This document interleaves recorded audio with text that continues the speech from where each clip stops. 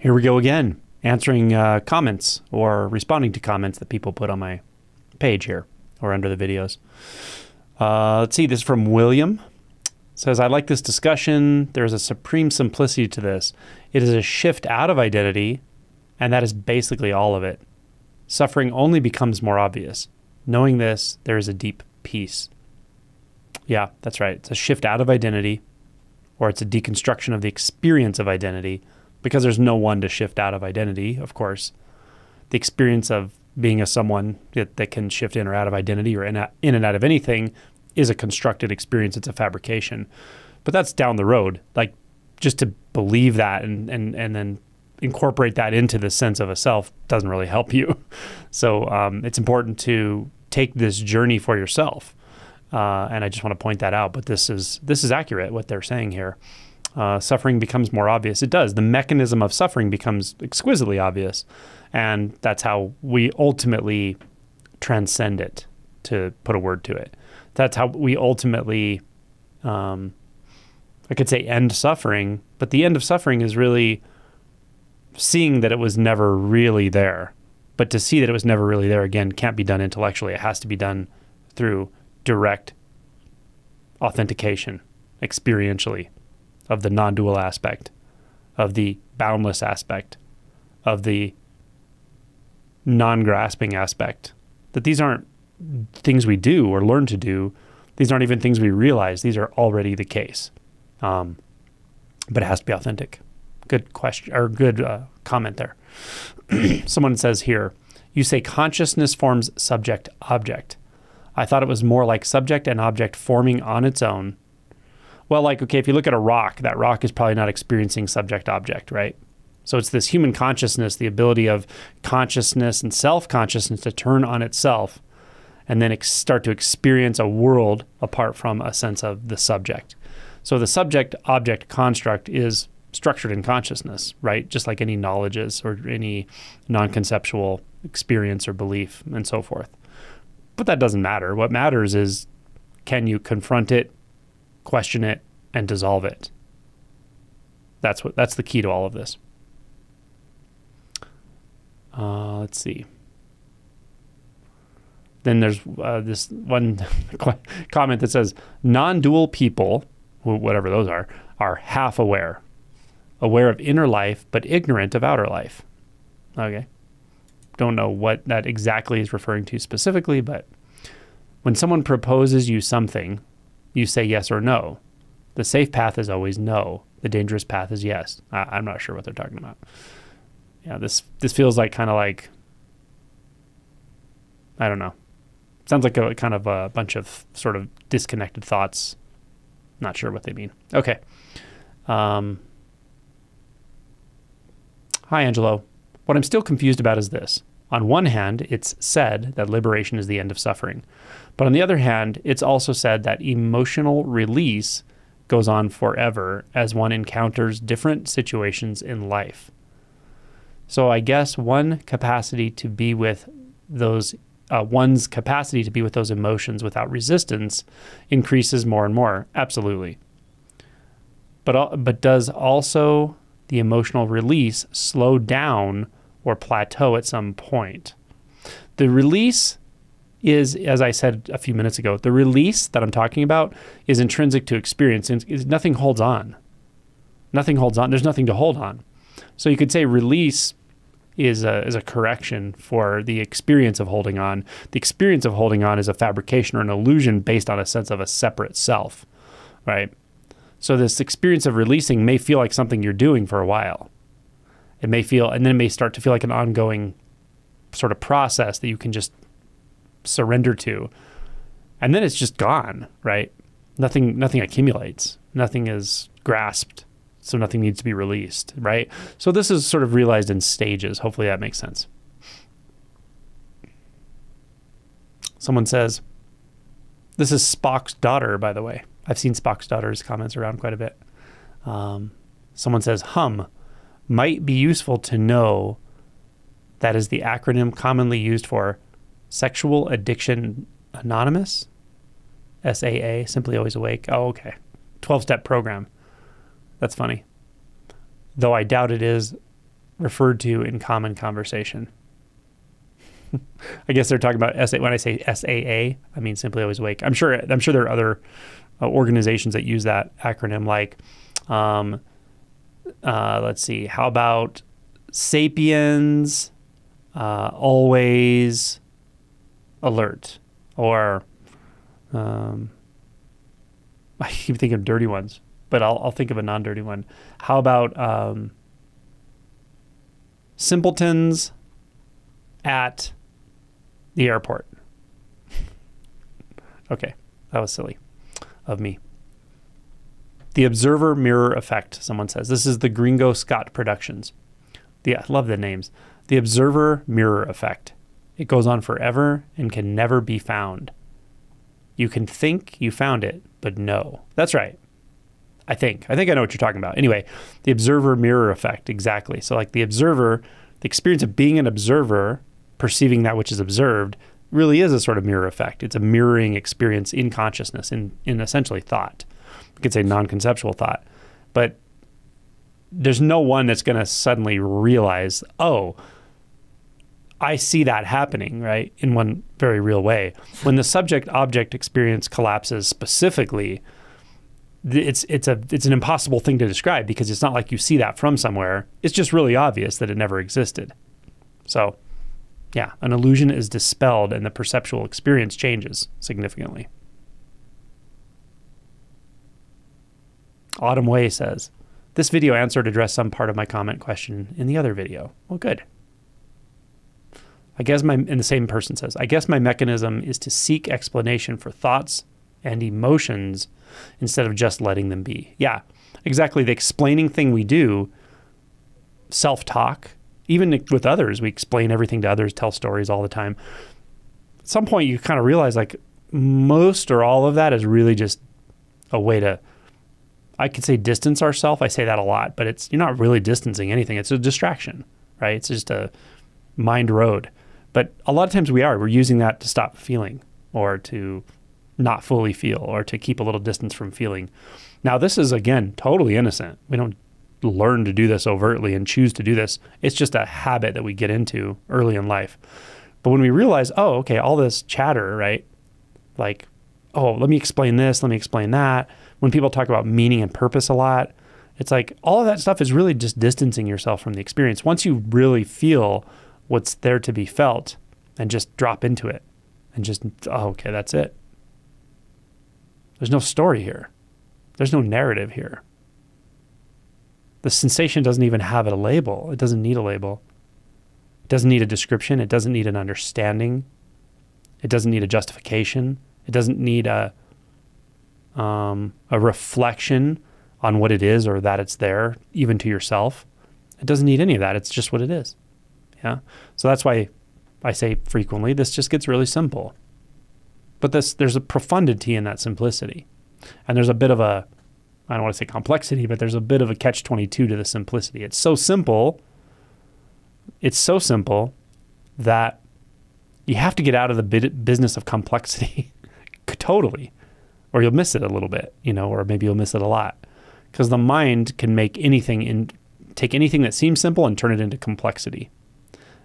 And even that's not happening, but the tension gets entangled in those thoughts somehow.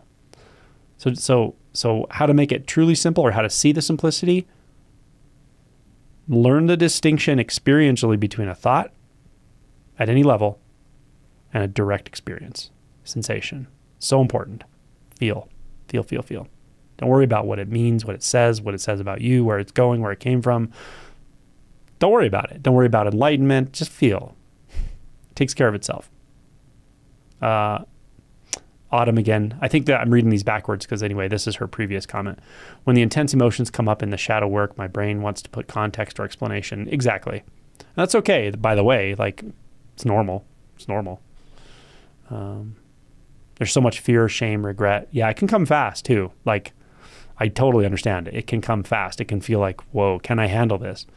And sometimes just noticing that these little thoughts that are back there going, can I handle this? I don't know if I can handle this. This is too much.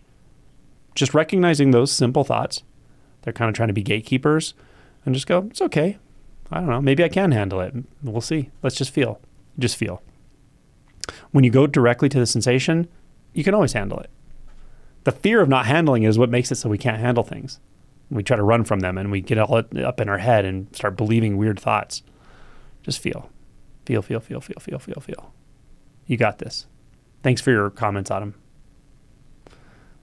This comes from Helen. Thank you, Angelo.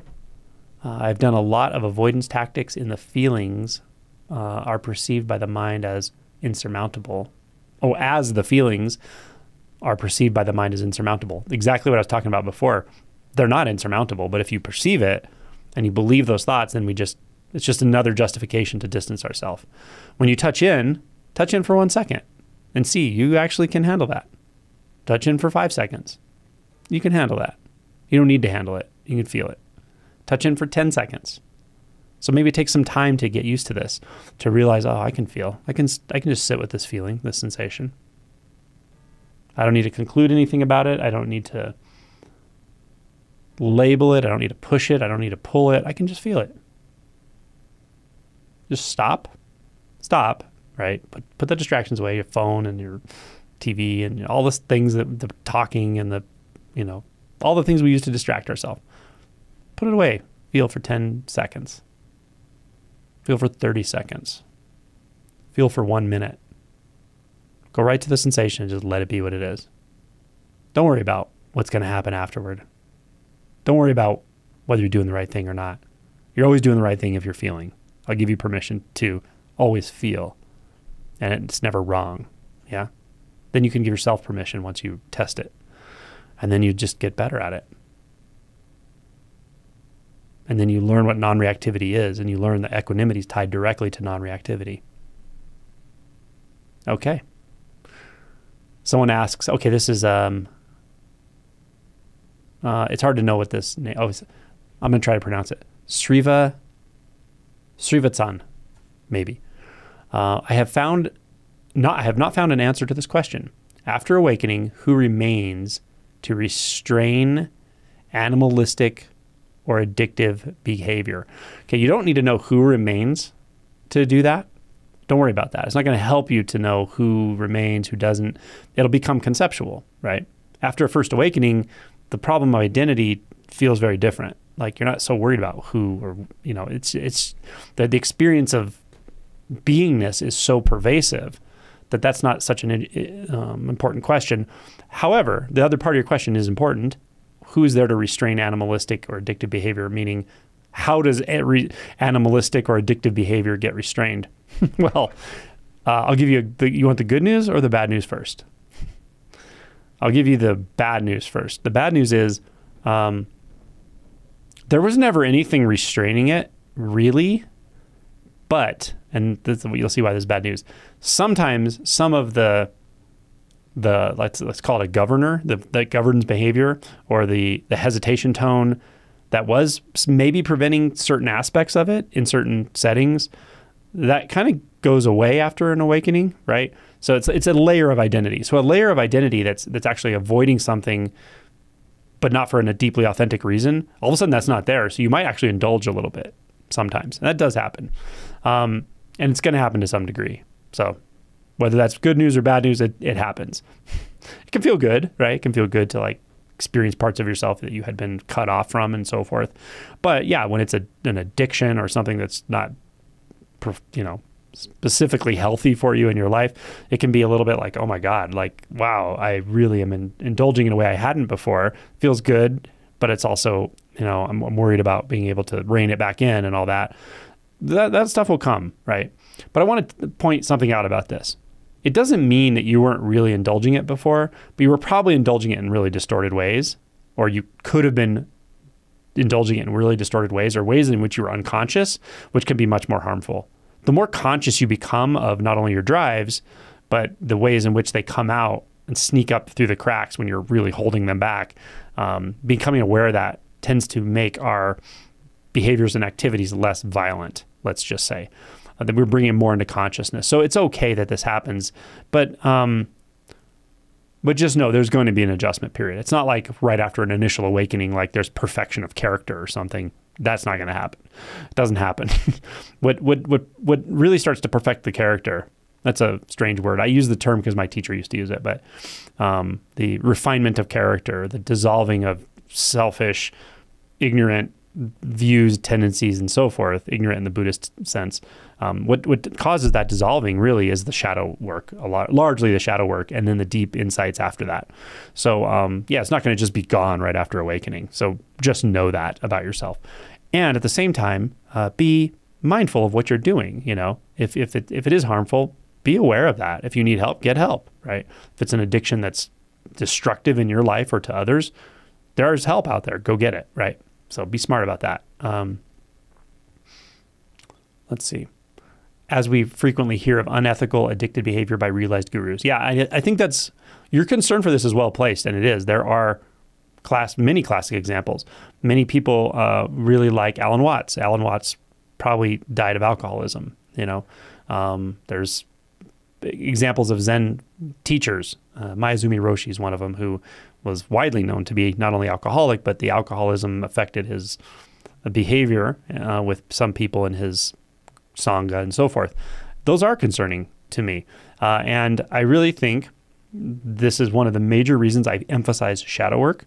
It's also one of the reasons I emphasize the responsibility you have as a spiritual seeker to vet teachers, to look for red flags, to not put any teacher or speaker or facilitator on a pedestal, and realize to some degree all humans are fallible, but pay attention to who you're listening to, right? And see like what is actually motivating them. And when it comes to things like addiction, for instance, this is a question I could make a very long video on, so I'm trying to summarize a lot of these things. But when it comes to specific addictions and things, understand the addictions are very, very powerful. And even in deeper realization, you can struggle with addiction to various degrees. But I do think you can, I really do think you can cure them, actually. But you may have to do more shadow work. You may have to do some relational work. You may have to get some therapy. You may have to think outside the box and put your, how do you say it, your non-existent spiritual ego on a shelf for a while to realize you may need relative help, you know, in various areas of life. And you very well might. Realization isn't a get out of jail free card for everything that you could be afflicted with in life, you know? So yeah, be aware of all that. And your concern is well placed. With that said, realization is the most transformative and valuable process that I know of, by far, hands down. And it keeps going. The unbinding keeps going. Even after the fundamental illusions, when it comes to the self-structure, have been dissolved, and they can be, there's still a lot of work to do beyond that. And it's done in a very different way, from a different place, and with a lot more insight, which is really great. But in a way, I would just say don't get lazy. Don't get too reticent, because there's more to do. Yeah, even if you feel a tremendous amount of clarity and no trace of self at all. We can even, I've made videos about this, you can even get into a bit of an avoidant state in life in that state because it's so peaceful. But there may be more work to do, yeah. There will be, for sure. And always being willing, you know, to continue to be alert to any aspect of delusive thought arising. I like how Suzuki Roshi said, always be alert for those mind weeds, the weeds of the mind, you know, to pluck them up. Be aware of distorting thoughts, distorting views, and behaviors based on distorted views you hadn't previously seen. Remain alert to these. This process will be ongoing. So that's great. And your concern is well placed. So I appreciate that. Let's move on. Someone says, Angelo, can you comment on the law of attraction versus non-duality? Whoa, no. Law of attraction. Oh my gosh. So I've talked about this before, and maybe I'll talk about it briefly here. The rest of the question says, the law of attraction teachings are saying that thoughts with emotion create and do. I'm not sure what that exactly means, that the thoughts with emotion create and do. I'm not sure what that means. the law of attraction, there are different interpretations of it, of course, and iterations of it, and so forth. There are aspects of it and ways it's described that I find pretty misleading and just not true. Like you can choose every thought or something like that. If you're using a teaching like that and you start to find yourself struggling with your own thoughts, pushing and pulling on thoughts, and it adds to an internal struggle, then there's probably something in you that's telling you need to look deeper than that. There are times in life, I think, when it can be helpful if you have a lot of self-defeating thought and I don't know, disempowering thought based on maybe your environment you grew up in or something. It can be helpful to realize that those thoughts themselves can be rather a hindrance and that they're not binding in the way they seem like they are when you're believing them. And that's some of what I talk about is disidentifying from thoughts. But then where it goes off the rails is when it's like, oh, well, let's get rid of those negative thoughts and just add positive thoughts. Then you're starting to struggle with a lot of control, and that can be frustrating. And it can also lead to some kind of magical thinking, like I can just snap my fingers and win the lottery or something, or just think I've won the lottery enough times and I just win it or something, right? So there's some of this that turns into magical thinking too, right? But I really try to just encourage people to follow their instinct about this. If you've used law of attraction types of teachings and they've worked for you, great. If you feel like you're coming to the end of that and there's something about it that's just not working for you anymore, or you're sort of getting up into your head too much about it and something deeper in maybe down here in your body, in your heart, in your gut is saying, I need to look deeper into the nature of reality, the nature of self, the nature of identity, then that's what I talk about. So I'm not discounting it, but I don't mix the two because I think that can really confuse people. And I think some teachings that mix the two are not all. I can't say this across the board, but I think to mix those two teachings, a couple of things may be going on. One is the person themselves may be confused, and that's definitely possible. Another one is that, how can I say this nicely? I'll just say it literally. If I were to start making videos about manifesting, law of attraction, those sorts of things, I would get more views. It's just very popular. It's popular, and you can see why it's popular. We want to feel like, oh, I can just make anything happen by thinking about it. I can get all the stuff I want, right? I obviously don't talk about that, but if I did and I tried to like fuse it with what I'm talking about, then I could get a lot more viewers. And I don't just think I know there are teachers who do that on purpose because it works. You know, the most I will do is sometimes I might mention those terms in my video and then talk about them, but not talk about them like as in, you know, I'm teaching you the law of attraction and how to use it with awakening, because I don't do that. So yeah, it's definitely something that can be used because it's enticing to people, but I can't do that in good conscience. So maybe some people can, I don't know. Maybe they can successfully fuse them, but to me, it starts getting really muddy pretty quickly, and it starts to be contradictory, I think. And so yeah, that's just it's also not my space necessarily. Like I do understand it, I do know it. I've interacted with those teachings earlier in my life, but it's not my space of what I talk about here also. So just be aware of that. But that's the gist of it, I think, and I have talked about it other times as well.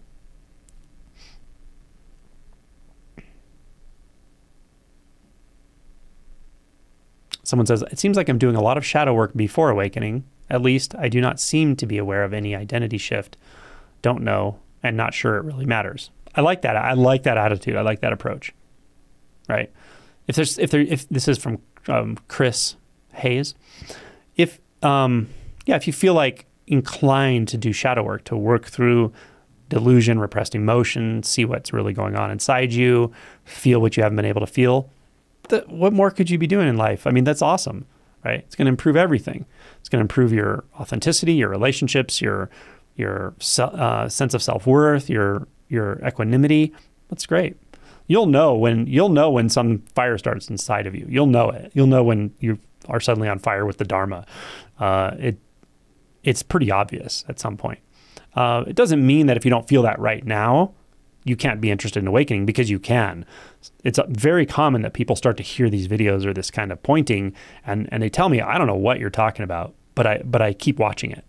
I know there's something there, but I don't know what you're talking about. And I remember that myself. So there is that can happen where it's like, you're not questioning it. You're compelled to listen and you don't know why.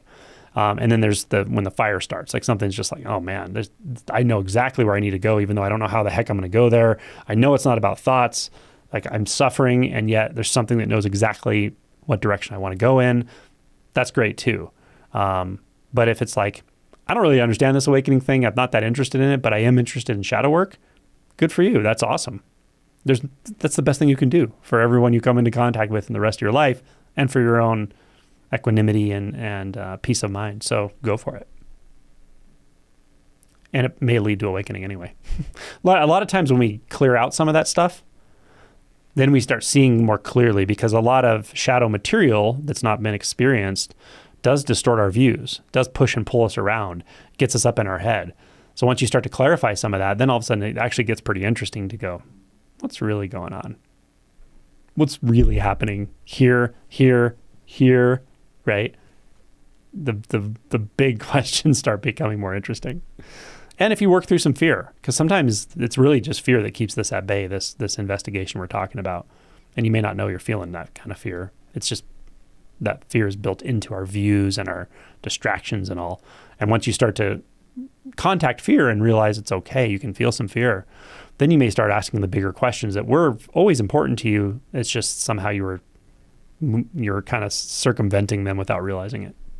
Good question and comment. And then they had a nice discussion. There's quite a few comments underneath that.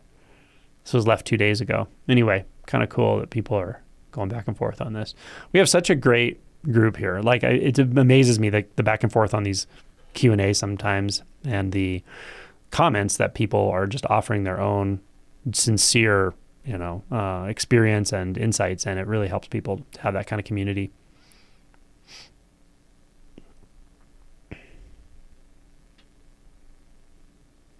Let's see. CPS Zen Run says, the unfulfilled self seeking to be fulfilled. The moment here is already perfect. True. I would say it's beyond perfect and imperfect. And then they say, a seeking path doesn't bring one closer to here. Well, of course, nothing brings you closer to what you've never been apart from. At the end of the seeking, regardless of the months or years, is the returning to this moment and here. Yeah, more or less, yeah. But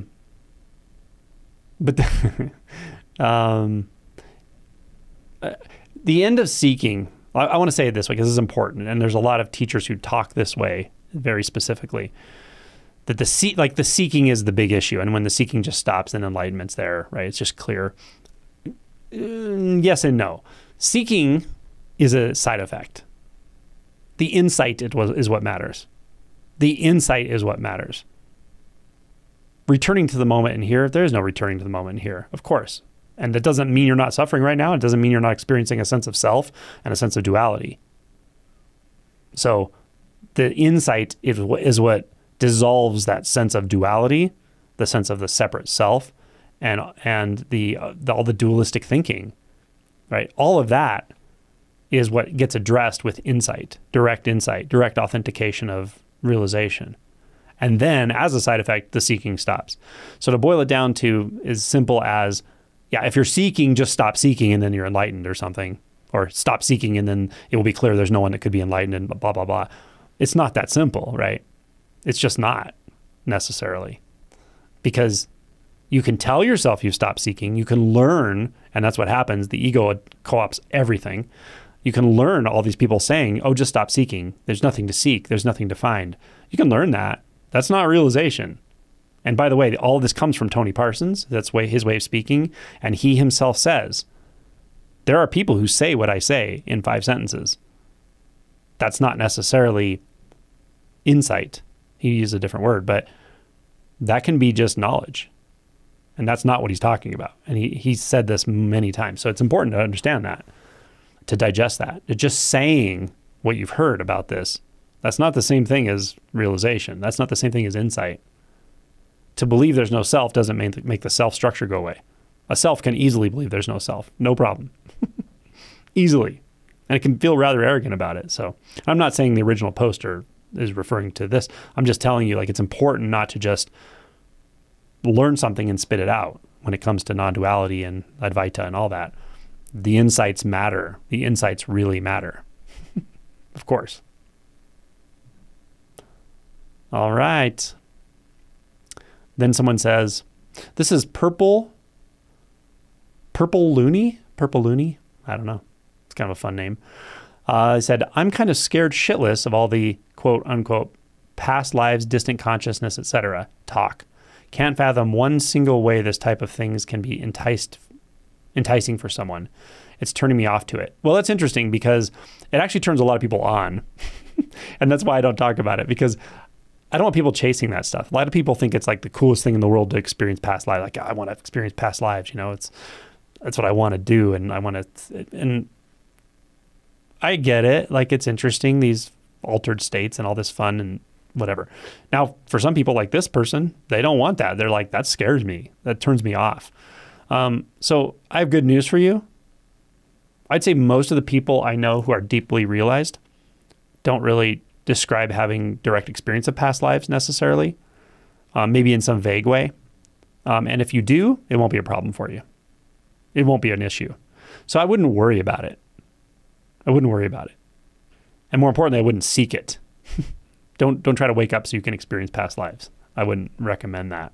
And I also try not to talk about it too much, just because it's very difficult to talk about, and you have to really thoroughly know the experience of timelessness to really grok how I would describe it, which is very hard to do. You can't imagine that. It's not imaginable. So I try to just avoid the topic, because it doesn't matter. You don't need to understand my experience. You don't need to know anything about past lives. You don't need to believe it or not believe it. You don't need to have the experience yourself. Realization doesn't require any of that. So I would say don't worry about it so much. Can bizarre things happen? Yeah. And the fear you're feeling may not be what you think it's about, right? Your mind is saying the fear is because I've heard this and this and this. It may be, but also maybe you just heard that consciousness can be much more vast than you realized. The vastness itself can be scary at first. So you will come into contact with fear. It may have this story, it may have another story, but I'm not going to lie to you. And that's why I talk about these things. And you have the capacity for it. Of course you do. You can feel that. It's okay. But it's maybe not what you think it's about. So yeah, it's okay. Sometimes the fear is really daunting, and then later on you come back and touch into it again. Sometimes a while later, months or years later, and then all of a sudden you're like, oh, okay, it's not that big of a deal. The first time you feel it, sometimes though, it's really unsettling. So yeah, thanks for your comments. And then some other people commented back to that person as well, the original poster. Okay. Man, I don't even understand some of these comments. This says, Sadhguru World Economic Troll Truth. Okay. I don't know what that means. Anita said, choose Jesus. This is a battle for the dowel. I think they mean soul. Jonathan Clack. I don't even know what they're talking about. That's the same person, by the way. So sometimes people leave just unintelligible. Like, I know it's not a bot, because a self-respecting bot would actually spell the things right and like spell check a little bit and construct a sentence that anyone could read. So I don't know. Strange. Let's see. This comes from Greg Ivanov. When I saw about 9-year-old, I would keep asking myself they probably mean when I was about 9-year-old, I would keep asking myself in a loop, who am I? What am I? That's a smart 9-year-old. I have no idea where the impulse for this arose exactly, but I would have pop-out experiences, like pressing the eject button on reality. So many people have insight when they're kids, truly, and their parents don't even know what's going on. They don't tell their parents, or they do and their parents get freaked out, or they tell them to not talk about that, or this is not uncommon, and it's really cool that kids have that kind of wisdom to ask these questions. At the same time, kids do feel emotions very directly and very intensely, so they could have very fearful experiences around this as well, which I've also heard many times. So just FYI. I love it. And they said tapping into this intuition 30 years ago. I'm sorry, tapping into this intuition 30 years later is my breadcrumb trail, I guess. Yeah. It is. Oh, they said it right here. It's both exhilarating and terrifying. Yeah. Yeah, it happens to kids. They'll be like, well, who am I? Well, okay. You know, and they start looking back in a way, taking that backward step. And then all of a sudden they might have an intense fear because there's like no boundaries, no sense of center, nothing. And the body mind might respond with fear because it's already starting to identify as a separate entity, you know, and that can, whatever, deter that child from thinking that again in the future for a while. But if you have the instinct as a child, you probably will have it as an adult. And even if you don't have it as a child, you may well have it as an adult. Good comment. Thank you.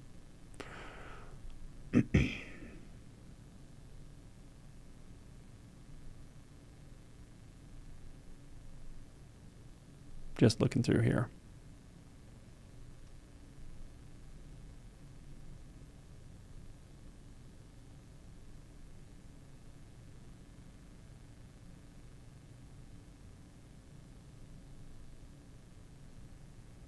So someone talking about doubt here. And they said, this is Matt. I had a slightly different version of this. I wasn't trying to understand what enlightenment was like or plan how it was going to go, which I was talking about in a video. Many people do. But I was constantly worried that I might be practicing the wrong way and would never wake up because I was doing it wrong. Gosh, this is so interesting. This is so true.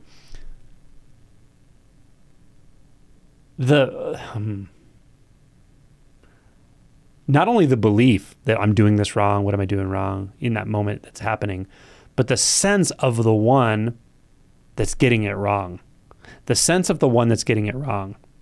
Okay, if anyone can relate to this, right? When you listen to this stuff, you listen to me talk, you read books about it, something in you's going, but I think I'm going to get it wrong. I'm really worried about what practice I should do. And you find yourself like scattered energy maybe, or just indecisive or changing practices or whatever. And there's that part of you that's like, I don't want to get it wrong. I'm really afraid I'm going to get this wrong, choose the wrong path. Okay, that, not only the view and the belief, but the one that feels like it holds that view, the one that feels like I can get it wrong, that is a thought. It's a thought you're identifying with. The feeling of being the you that can get this wrong. When you turn away from that and realize that's not what you are, that is not what you are. You're not the doubtful one. Then doubt just collapses. You're not the doubtful one.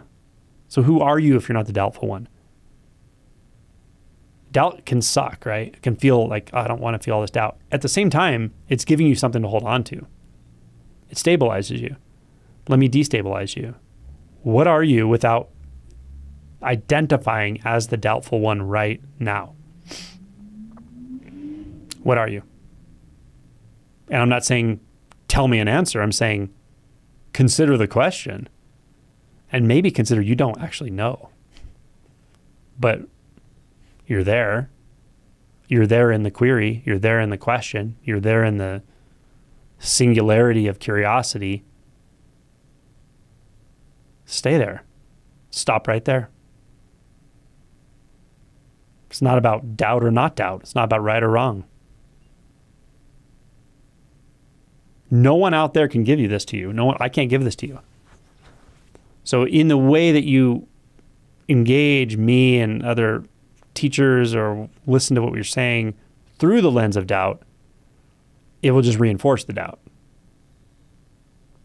Because it seems like it's out here somewhere. It's not, it's in there. But what is it? What is it? What is it? What is it? What are you? What is this? Look there. And when everything stops, stop with it. When everything stops, stop with it.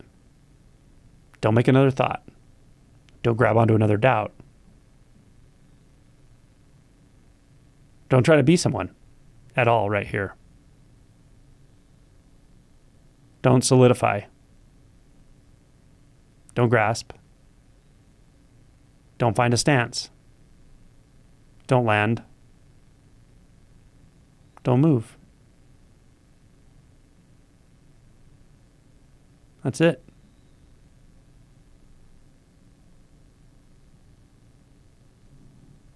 Everything is an entry point, including doubt. Just see it for what it is.